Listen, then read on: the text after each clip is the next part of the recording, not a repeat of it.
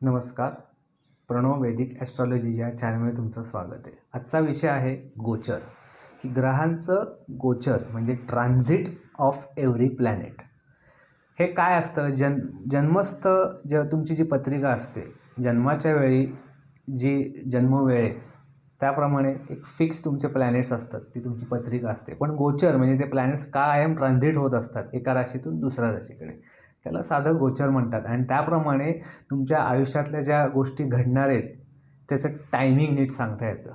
त्यामुळे एखाद्या ॲस्ट्रॉलॉजरला दोन गोष्टी पाहायच्या महत्त्वाचं असतं, की तुमची महादशा कुठली चालू आहे, की जो प्लॅनेट आत्ता रूल करतो आहे, आणि गोचर कसं आहे, तो प्लॅनेट कसा मूव्ह होतो आहे.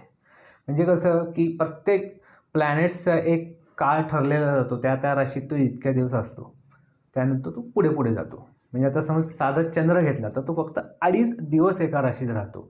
शनी घेतला तर तो 2.5 वर्ष एका राशीत राहतो. गुरु 13 महिने, राहू केतू 18 महिने, बुध शुक्र 20-25 दिवस एका राशीत, आणि रवी आपला 1 महिना. त्याप्रमाणे ते रीडिंग असतं, त्याप्रमाणे ते गोचर चालू राहतं. आणि ते तुम्हाला गोचर कसं पंचांगात चांगलं मिळू शकतं.